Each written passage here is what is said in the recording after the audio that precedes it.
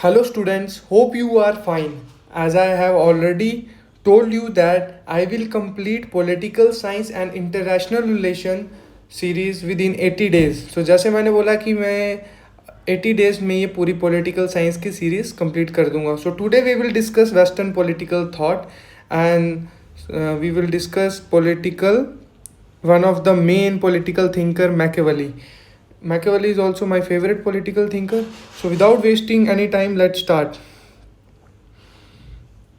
So, we will start with introduction of Machiavelli. So Machiavelli के बारे में हम थोड़ा बहुत जान लेंगे और इनकी टर्मिनोलॉजीज में मैं उनका थोड़ा फोकस कर लूँगा ताकि एक टॉपिक की ग्रेविटी समझ आ जाए. तो उसके बाद आप धीरे धीरे खुद कोप अप कर लोगे, खुद एक अंडरस्टैंडिंग डेवलप कर लोगे.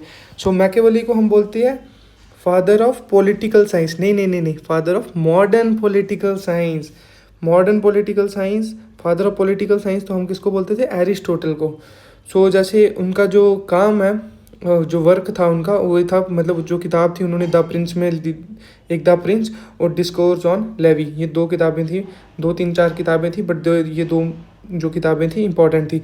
अब इनको मॉडर्न ऑफ पॉलिटिकल साइंस क्यों बोलते हैं? Father of modern political science इसलिए बोलती है क्योंकि इन्होंने क्या किया हुआ है, जो इनका काम था ना वो ज़्यादा क्या होगा, एम्पेरिकल अप्रोच पे इन्होंने ज़्यादा ध्यान दिया हुआ है.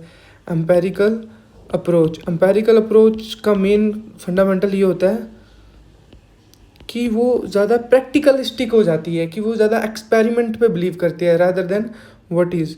तो ये आ जाती है एम्पेरिकल अप्रोच. ये ज़्यादा किस पे काम करती है? प्रैक्टिकल अप्रोच पे.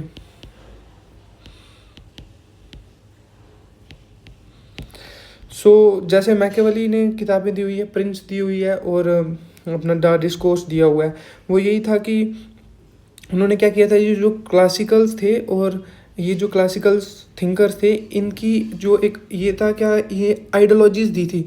तो उन्होंने बोला था कि पॉलिटिक्स आइडियोलॉजी पे नहीं चलती है. ये जो क्या कहते हैं मोरालिटी हो गई, रिलीजन हो गया, फिलॉसफी हो गई, ये okay this is good, but ये पॉलिटिक्स में चलाओगे तो उसमें ज़्यादा हमें गेन नहीं मिलेगा, लॉस ज़्यादा देखने को मिल सकता है. तो मैं केवल ही presented politics as autonomous sphere. उन्होंने बोला ये जो पॉलिटिक्स है, ये जो पॉलिटिक्स है ये अलग है, अलग स्फीयर है. पॉलिटिक्स को उन्होंने अलग कर दिया है. अलग इसलिए किया कि क्योंकि आप इसमें ये नहीं बोल सकते हो कि एक राजा को एथिकल भी चलना चाहिए, एक राजा को मोरालिटी भी फॉर्म करनी चाहिए, एक राजा को रूल्स एंड रेगुलेशंस पे भी ध्यान देना चाहिए. तो उन्होंने बोला ये तो ठीक है, बट ये जो पॉलिटिक्स है ये एक अलग है. ये एक एम्पेरिकल ऑब्जर्वेशन उन्होंने अलग दे दी, ये जो नॉर्मेटिव ऑब्जर्वेशन है ये अलग हो गई. तो उन्होंने डिफरेंस कर दिया एम्पेरिकल और नॉर्मेटिव में, और ज़्यादा वो एम्फसाइज रहे एम्पेरिकल पॉलिटिकल साइंस में. तो जैसे अब हम हिस्टोरिकल कॉन्टेक्स्ट पढ़ेंगे, जैसे बोला जाता है every thinker is a child of his time.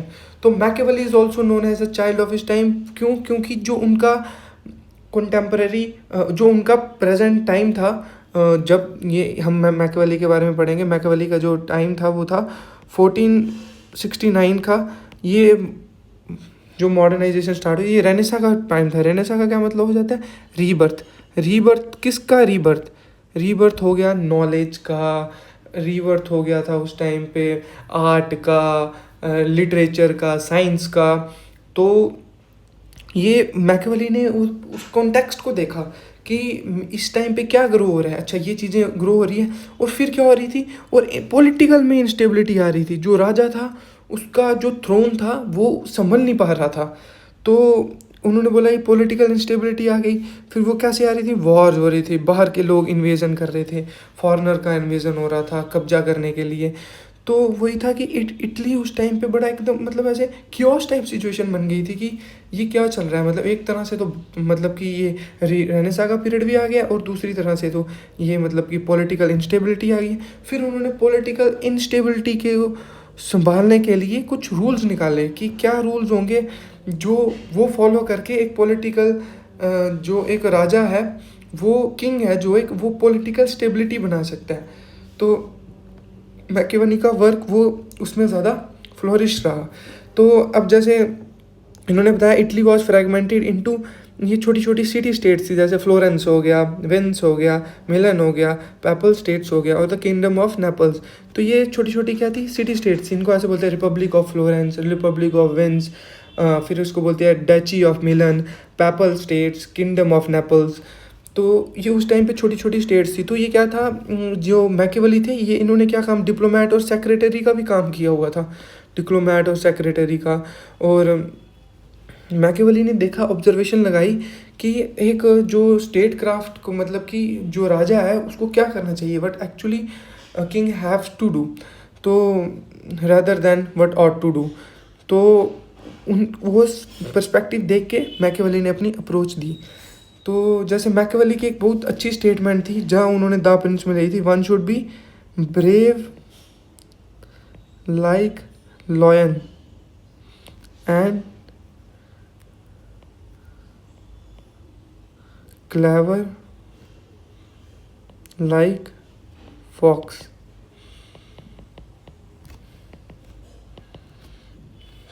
तो ये थोड़ा बहुत मैकियावेली के बारे में हमने पढ़ लिया। अब हम बताएंगे जो उनका काम था, उनके मेथड्स थे क्या क्या, मतलब उनके जो टेक्निक्स थी, जो मतलब कि एक किंग को आजमानी चाहिए। और एक मतलब कि एक तरह से ये एक कोट है कि मैकियावेली पढ़ते समय everyone read Machiavelli but nobody want to show that he is reading Machiavelli. कि कोई दर्शाना नहीं चाहता है कि वो मैकियावेली पढ़ रहा है, पढ़ते जा रहे हैं। क्यों? क्योंकि वही थी उनकी जो ट्रिक्स थी, वो कहा जाता है कि अनएथिकल ट्रिक्स थी। तो ये हम अगर बता के चलेंगे कि हम मैकियावेली को पढ़ रहे हैं तो ये एक तरह से गलत इंप्रेशन देता है। क्यों? क्योंकि वो बहुत ज़्यादा एक एम्पेरिकल उनकी जो अप्रोच थी, बहुत ज़्यादा प्रैक्टिकलिस्टिक हो गए थे वो ज़्यादा। तो वही हम चलते आगे आगे हम धीरे धीरे मैकियावेली को अच्छे से समझते हैं। Machiavelli represent the mythological break. फिर उन्होंने बताया था कि जो पॉलिटिक्स में एक अटोनमी, मतलब कि एक जो पहले तो उन्होंने बता दिया कि अटोनमी ऑफ पॉलिटिक्स का मतलब है कि ये जो पॉलिटिक्स है ना, आप इसको एथिक्स और पॉलिटिक्स ये अलग अलग है। पॉलिटिक्स, ये पॉलिटिक्स है और ये सपोज एथिक्स है, तो ये इनसेपरेबल है। आप इनको ये नहीं बोल सकते हो कि ये दोनों एक ही एलिमेंट है। अकॉर्डिंग टू मैकियावेली ये दोनों अलग अलग है। He separate politics from the theory of ethics, उन्होंने अलग कर दिया था। और उन्होंने बोला था कि जैसे जो पॉलिटिकल एक्शन है ना, शुड बी जज बाय रिजल्ट। वो बोला था एंड जस्टिफाई मीन्स, अंत भला तो सब भला, एंड जस्टिफाई मीन्स। तो वो था कि चलो जितनी भी चालाकी हैं, चलूकी हैं, तुम जो मर्जी डर्टी ट्रिक पे करो, बट अगर तुम उस कुर्सी में बैठे हो तो एवरीथिंग इज़ फेयर। अगर नहीं बैठे हो तो फिर तुम्हारी सुनी नहीं जाएगी। तो वही उन्होंने बताया था कि ये तुम जो अच्छाई है इसको साइड पे रखो। पहले अगर उस कुर्सी पे बैठ सकोगे, थ्रोन पे बैठ सकोगे अगर राजा, तो डिसीज़न ले पाएगा। अगर बैठ नहीं पाएगा तो वो डिसीज़न भी नहीं ले पाएगा। तो पहले नंबर तो ये देखो कि आप बैठ पा रहे हो उसमें। तो फिर उन्होंने वही ज़्यादा था, फिर मॉरल और रिलीजियस स्टैंडर्ड्स। तो उन्होंने बोला इनको आप साइड रखो, जो मॉरल और रिलीजियस स्टैंडर्ड है। फिर वो बहुत ज़्यादा उन्होंने किस पे फोकस किया था, एम्पेरिसिज्म पे फोकस किया था। Unlike scholastic theories he used example. और उन्होंने एग्जांपल किसकी दी थी, जो उन्होंने देखा था हिस्ट्री में क्या चल रहा है, जैसे रोम के साथ क्या हाल हुआ उस टाइम, स्पार्टा के साथ कैसे हुआ था, और अभी इटली में क्या हो रहा है। तो भाई उनसे सीखो। वहाँ से उन्होंने लेसन ड्राइव किया राजाओं के लिए कि भाई समझो, अगर वहाँ ऐसा हो रहा है तो तुम्हारे साथ भी ऐसा हो जाएगा। तो अभी ही भी टाइम है, थोड़ा बहुत क्लेवर बनो और ब्रेव बनो, ताकि तुम उस अपने थ्रोन को संभाल सको।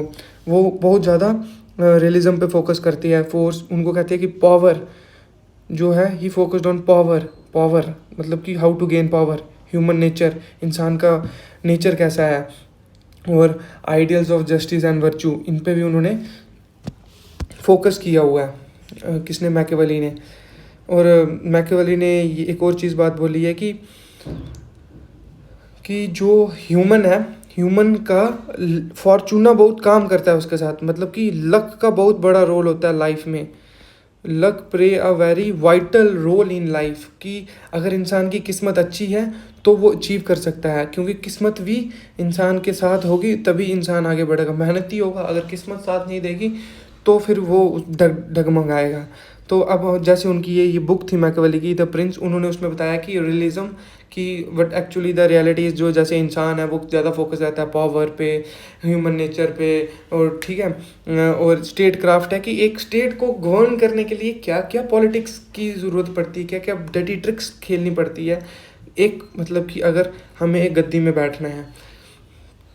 तो जैसे the Prince is one of the most famous work written as a handbook for ruler, राजा के लिए वो मतलब कि जो किताब थी प्रिंस वो लिखी गई थी, वो बताया था कि क्या रूल्स है जो राजा को अपने साथ लेके चलने चाहिए, तभी ही वो एक अच्छा एम्पायर बना सकेगा।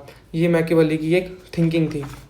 तो मैकियावेली का ये कहना था कि अगर तुम राज कर रहे हो तब तुम मॉरल इमॉरल एक्टिविटीज़ परफॉर्म करो, अगर राज ही नहीं करोगे तो ये सब तो सिर्फ नाम हो गए, ठीक है।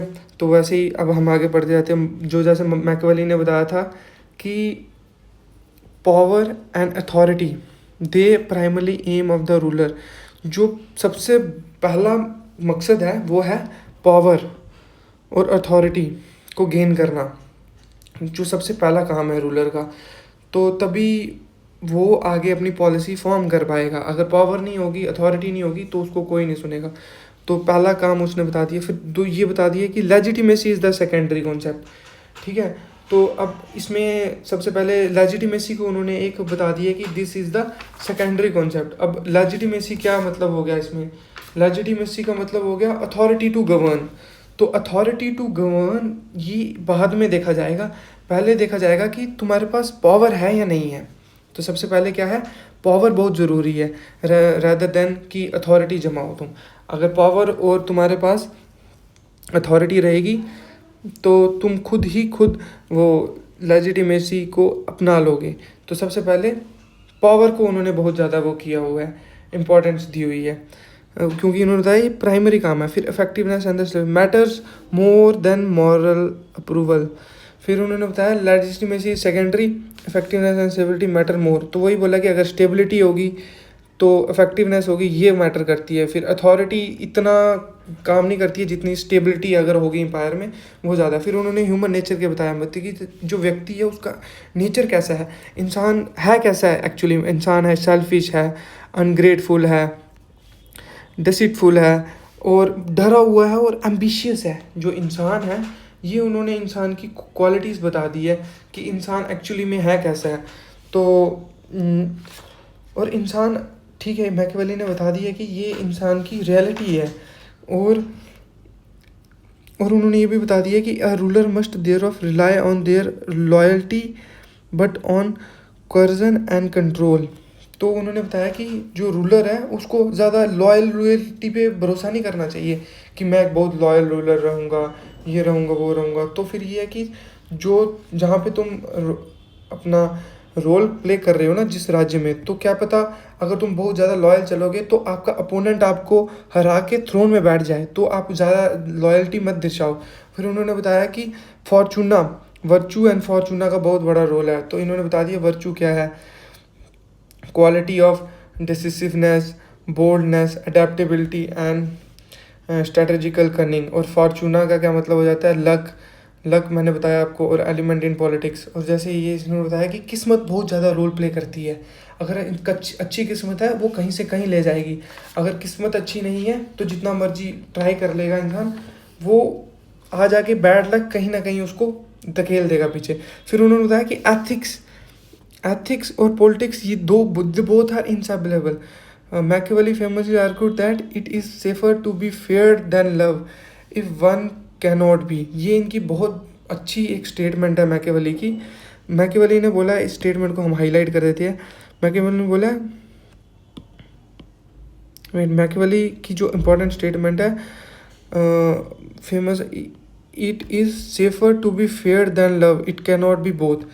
तो उन्होंने बोला कि अगर एक राजा है तो उसके लिए प्यार करने से अच्छा है कि वो डराए लोगों को, तो वो उसको ज़्यादा फ़ायदा देगा रादर देन कि प्यार से अपनी प्रजा को रखने से। A ruler should not necessary be good, her time उसको अच्छा रहने की कोई ज़रूरत नहीं है, not necessary be good but must appear good. ठीक है, तो मतलब उसको यही है कि उसको फेयर रखेगा तो कंट्रोल रहेगा एक। तो ये उसने बता दिया कि deception is the legitimate tool of statecraft. तो स्टेट को कंट्रोल करने के लिए ये एक तरह का डर है जो वही एक अच्छा टूल प्ले करता है अगर स्टेट को कंट्रोल करना होता है। और उन्होंने एक बहुत बारी बोली एंड जस्टिफाई मीन्स, अगर आपका अंत भला तो सब भला। If you have power, if you are still capture that throne, so from the side of Machiavelli it is worth it. तो वो तुम्हारे लिए सही है। अगर पावर ही नहीं है, सच बोल रहे हो, तो मैकेवली के अनुसार ये राजा के लिए ये चीज़ें बनी नहीं है। तो military power, a ruler must prioritize a strong military. और एक रूलर को एक स्ट्रॉन्ग मिलिट्री बहुत ज़रूरी है रखने के लिए। अगर स्ट्रॉन्ग मिलिट्री होगी तभी वो अपनी स्ट्रेंथ बता पाएगा। और मैकेवली ने ये भी बताया हुआ है कि जैसे ये है, और कौन कौन सी फोर्स मैकेवली ने बताया, जैसे mercenary auxiliary forces are dangerous, citizens armies are more reliable। तो इन्होंने बताया हुआ है कि जो ये दो फोर्सेस हैं ये ज़्यादा ख़तरनाक है। क्यों? क्योंकि ये बाद में आप पर भी कब्जा कर सकती है। और जो सिटीजन्स आर्मी है ये मोर रिलायबल है, हाँ आप इन पे भरोसा कर सकते हो। समझ रहे हो? The Prince is a mutual अब जी प्रिंस के बारे में बताया हुआ है जो राजा है, mutual political realism detached from conventional morality. तो प्रिंस के बारे में उन्होंने बताया हुआ है कि जो प्रिंस है उसको ज़्यादा से ज़्यादा एम्पेरिकल अप्रोच फॉलो करनी चाहिए rather than normative means ethical principle rather than what ought to be।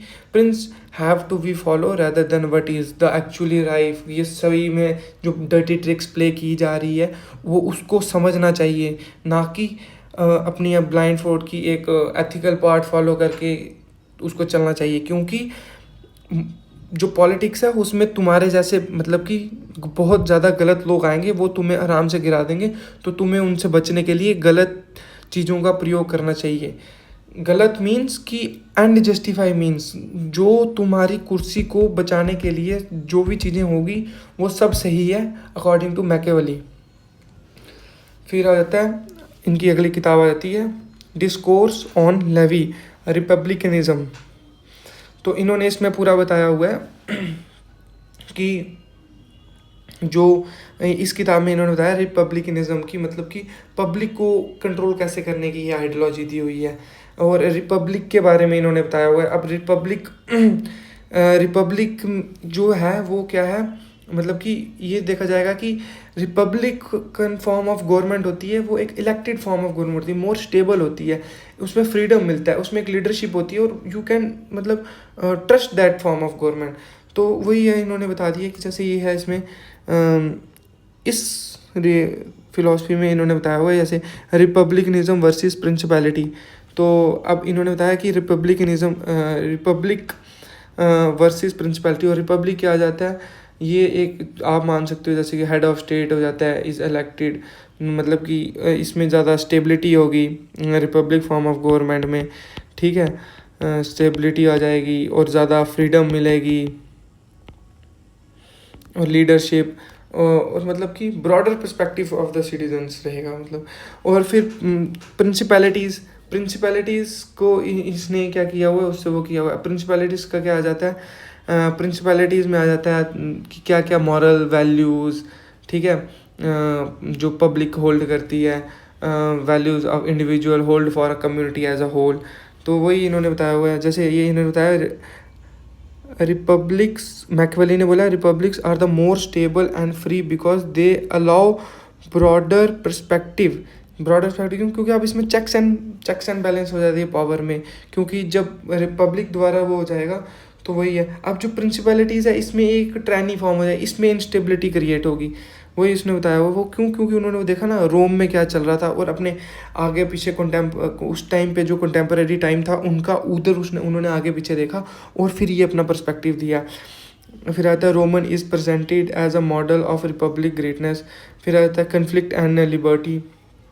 रोम में चल रहा था जो represented as model of republic greatness, conflict and liberty. फिर दूसरा पर्सपेक्टिव उन्होंने दिया कन्फ्लिक्ट और लिबर्टी में से क्या चूज़ करना चाहिए। Conflict between elites great and masses the poor is natural. तो इन्होंने बताया जैसे कन्फ्लिक्ट है, कन्फ्लिक्ट क्यों ज़रूरी है। कन्फ्लिक्ट जो है ये बैलेंस मेंटेन रख देगा। जैसे ये crucial act on checks and power, ठीक है। जो कन्फ्लिक्ट है वो ये इसलिए ज़रूरी है, कन्फ्लिक्ट ये एक मतलब कि चेक्स ऑन पावर कर देगा, ठीक है। और for dominate completely lead to tyranny, ये जो है ट्रैनी बनने से एक डिक्टेटर को डिक्टेटरशिप लाने से रोक सकता है। अगर कन्फ्लिक्ट किसके बीच में हो जाएंगे, मासिस और एलीट के बीच में कन्फ्लिक्ट ज़रूरी है। इन्होंने बोला is a natural and institutionalized strengthened for liberty. तो कन्फ्लिक्ट्स भी ज़रूरी है। अगर कन्फ्लिक्ट्स नहीं होते जाएंगे तो आप कन्फ्लिक्ट्स को हम इनको कैसे टैकल कर सकते हैं।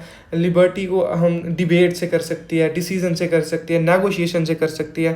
तो ये इन्होंने बताया कि कन्फ्लिक्ट बहुत ज़्यादा रोल प्ले करती है। तो हम कन्फ्लिक्ट को कैसे बाद में हम टैकल कर सकते हैं, हम इनको डिबेट से कर सकते हैं, ठीक है, नेगोशिएशन से कर सकती है, डिसीजन से कर सकते हैं। तो इन्होंने बोला कि आप इनको बाद में आराम से टैकल कर सकते हो कन्फ्लिक्ट को। फिर उन्होंने बोला law emerges from contestation, civil virtues.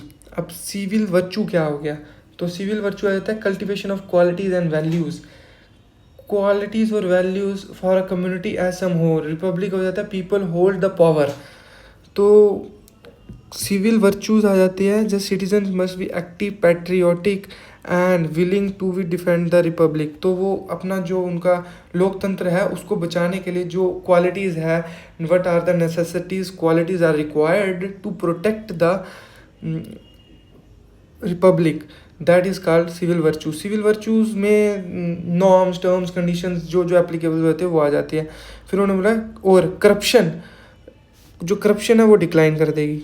और सबसे बेस्ट कौन सी गवर्नमेंट है, उन्होंने बोला मिक्स्ड कॉन्स्टिट्यूशन सही है। मिक्स्ड कॉन्स्टिट्यूशन में क्या, इन तीनों का बैलेंस बना दो, डेमोक्रेसी, अरिस्टोक्रेसी और ये कंबाइनिंग ईच एलिमेंट। क्यों, क्योंकि वो चेक्स एंड बैलेंस रहेंगे उसमें इंश्योर, और no single group gain power. So वो ट्रैनी होने से बचा देगा, डिक्टेटरशिप होने से बचा देगा। तो ये मिक्स करके चलो, वो दैट इज़ मोर स्टेबल और दैट इज़ मोर रिलायबल। और करप्शन को ख़त्म करो, करप्शन है तो काम खराब है। फिर ये आ जाता है Machiavelli and realism in international relation. तो इंटरनेशनल रिलेशन में मैकियावेली का क्या क्या काम रहा है तो वो हम तो देखेंगे, क्योंकि मैकियावेली जैसे बोलते हैं ना, हर एक जो इंटरनेशनल स्कॉलर होता है वो मैकियावेली को पढ़ता है, पर no one wants to tell that he is studying Machiavelli because the theories. अभी आपको समझ आ गया होगा कि मैकियावेली ने कितनी ज़्यादा रियलिस्टिक अप्रोच दी हुई है कि रियलिटी क्या है। रियलिटी को रियलिटी की आंखों से देखो, रियल आंखों से देखो, उस पर पर्दा मत डालो। ये मत सोचो कि हाँ ऐसा होगा वैसा होगा। और उन्होंने रिलीजन अलग रखा इससे, स्टेट से। उन्होंने बोला कि ये अगर दोनों आप इकट्ठा लेके चलोगे तो ये एक टाइप का इल्यूजन है। जैसे ही कार्ल मार्क्स ने भी बोला हुआ है religion is the opium of masses, वैसे ही मैकियावेली का भी ये कॉन्सेप्ट था कि जो रियलिटी है उस पर आप ध्यान दो, उलझनों में मत पड़ो। तो अब मैकियावेली एंड रियलिज्म, ये रियलिज्म आइडियोलॉजी है जो मैकियावेली की है वो, क्योंकि मैकियावेली एकदम रियलिस्टिक टाइप के जो थे थिंकर थे। तो Machiavelli inside anticipate modern realistic theories in international relation. वो देखा उन्होंने जैसे किन किन पे ये एप्लीकेबल है। जैसे अनार्किक वर्ल्ड हो गया जिसमें हायर अथॉरिटी क्या होती है, गवर्न स्टेट। जो हायर अथॉरिटी होती है ग्रुप ऑफ पीपल्स हो जाती है, ग्रुप ऑफ इंडिविजुअल होते हैं, वो गवर्न स्टेट्स करते हैं just as ruler with a polity face no superior. फिर इसमें आ जाता है ये है अनार्किक वर्ल्ड, जिसमें क्या होता है कुछ स्पेसिफिक ग्रुप्स के पास में बहुत पावर आ जाती है, वो चलाते हैं। और power politics, state must pursue power and security. वही बताया था कि उन्होंने स्ट्रॉन्ग मिलिट्री ज़रूरी है, स्ट्रॉन्ग सिक्योरिटी ज़रूरी है थ्रू फोर्स और डिसेप्शंस। और फिर नेशनल इंटरेस्ट बहुत ज़्यादा वो करता है, क्योंकि नेशनल इंटरेस्ट एक इंडिविजुअल के लिए बहुत, यहाँ इसे हमने पीछे भी पढ़ा हुआ है कि पैट्रियोटिज़म होना चाहिए एक तरह से। तो वही है कि एक तरह पे नेशनल इंटरेस्ट होगा तभी ज़्यादा इन्फ्लुएंशियल चीज़ें हो पाएगी। तो फिर उन्होंने मैकियावेली जो थे उन्होंने इसके बारे में बताया हुआ है। होब्स, हम अगली वीडियो में होप को भी पढ़ लेंगे। मॉर्गेंथ्यू जो ये भी रियलिस्टिक थिंकर है, इन्होंने भी रियलिस्टिक में बताया। जैसे रैनन डी इटार्ट है, रैनन डीटार्ट, मोरालिटी इज सबऑर्डिनेट टू, ये आ जाता है रीजन डीटार्ट, रीजन ऑफ स्टेट। तो इसका मतलब ये आ जाता है जैसे जो उस टाइम पे कियोस टाइप सिचुएशन बनी थी तो कोई रीज़न डोमिनेट करता है, ये मतलब है इसका। तो हम आगे चलते हैं, क्रिटिसिज्म ऑफ मैकियावेली। तो वही है, अब मैकियावेली ने तो एकदम से रियलिस्टिक अप्रोच दे दी है, तो उनका क्रिटिक भी काफ़ी ज़्यादा किया हुआ है। और ये जो रैनन डी इटार्ट है, ये एक फ्रेंच टर्म है, तो इसका ये है कि मतलब वो मैंने ऑलरेडी एक्सप्लेन कर दिया है कि action for a protection of state, मतलब कि what actions a king is taking for protection of state, action for protection of state.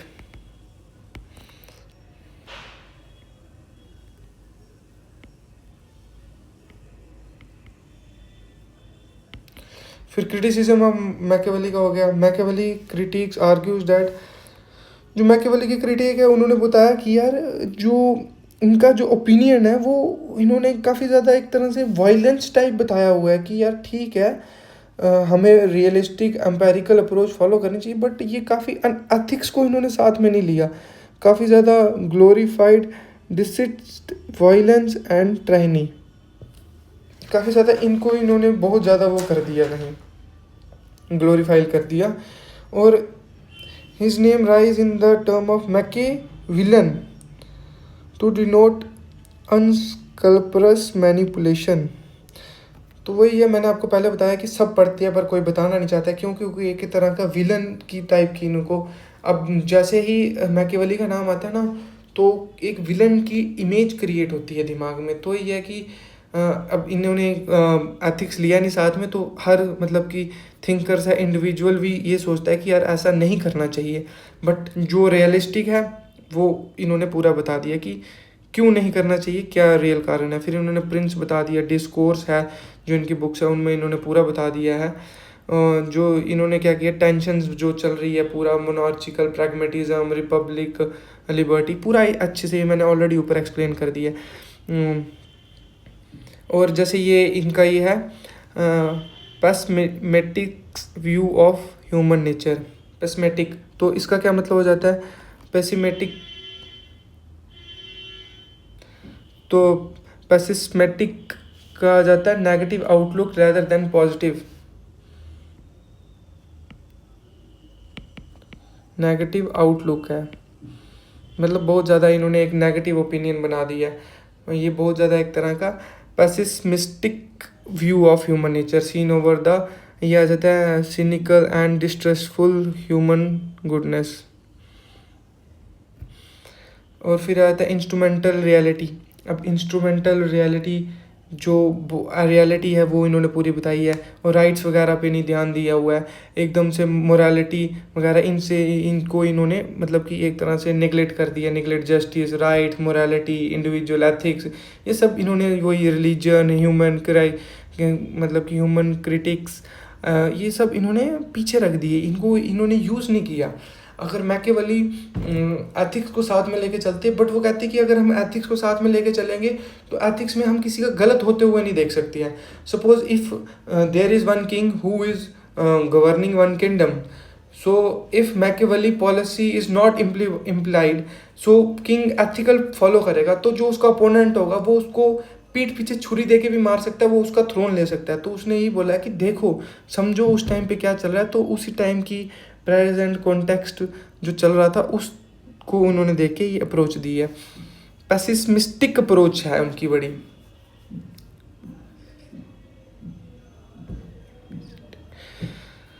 तो defence and re interpretation, modern scholars argue Machiavelli बहुत ज़्यादा realistic थे, साइनिक थे, वही था पूरा। और उन्होंने बता दिया कि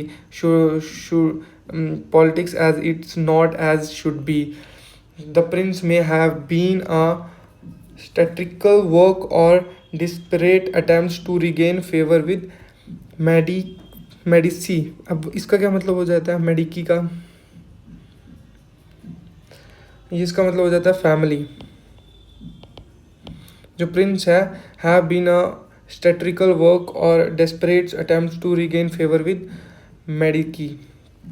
his republicanism in discourse shows his, वो ये रिपब्लिकनिज्म एक उन्होंने किताब दी हुई है जिसकी आइडियोलॉजी है डिस्कोर्स, वो शो करती है. अब डिस्कोर्स का क्या मतलब आ जाता है, ये डिस्कोर्स एथिक्स मतलब कि जो हम डिस्कशन वगैरह करके जो चीज़ों का सल्यूशन निकालते हैं. Shows his genuine preference and for participatory governance. Thinker like Gramsci ने, ये भी रियलिस्टिक थे. हम एंटोनी ग्रामसी के बारे में आगे पढ़ लेंगे, ठीक है.